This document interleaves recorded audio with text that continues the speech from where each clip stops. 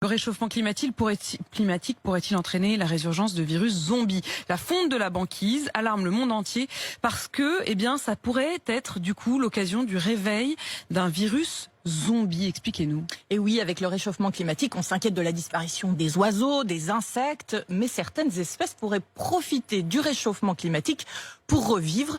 Et ça n'est pas une bonne nouvelle. Des virus disparus, congelés, pourraient ressurgir à la faveur de la fonte de la banquise ou du pergélisol. Alors le pergélisol, qu'on appelle aussi permafrost en anglais, vous savez, c'est un sol gelé de manière permanente depuis des centaines d'années. C'est un peu comme une couche géologique composée de glace et ça recouvre une bonne partie de la planète.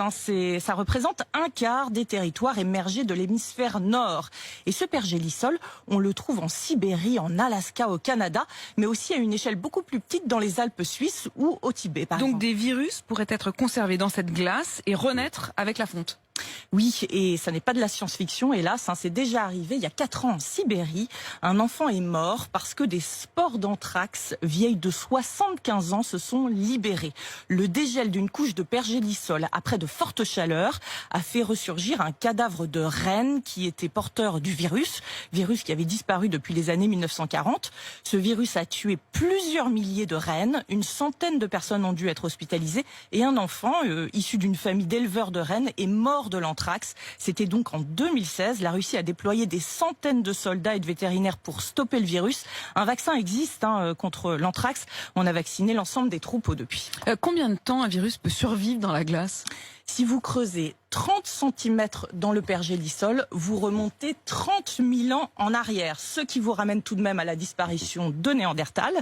Mais surtout, le pergélisol peut être profond de 1,5 km. Et comme c'est un formidable congélateur, ce pergélisol, il peut conserver de la matière organique vieille d'1 million d'années. En France, en 2014, un chercheur directeur de l'Institut de microbiologie de la Méditerranée, Jean-Michel Clavry, a ressuscité 2 nouveaux virus qui avaient passé 30 000 ans en hibernation. Des virus inoffensifs pour l'homme qu'il est allé extraire du pergélisol en Sibérie. Il explique, si vous mettez un yaourt dans le pergélisol, il sera encore bon 40 000 ans plus tard. On parlerait de la date de péremption. En effet, donc ça fonctionne. Le problème, c'est si les virus ressuscitent avec. Mais pourquoi les scientifiques tirent la sonnette d'alarme aujourd'hui? Parce que jusqu'à aujourd'hui, les zones de pergélisol sont quasi désertiques. Donc le risque est minime d'une transmission à l'homme. Mais avec la fonte des glaces, ces terres qui étaient inhabitables deviennent accessibles, cultivables. On peut s'y rendre en bateau, on peut s'y installer. Dans ces sols, on sait qu'il y a du gaz, du pétrole, de l'or, des diamants. Donc ce sont des zones qui attirent.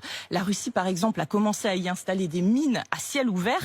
Et si on creuse le pergélisol, l'exposition immédiate des virus extraits par des hommes sans protection fait qu'un virus pourrait se raviver en rencontrant un potentiel porteur.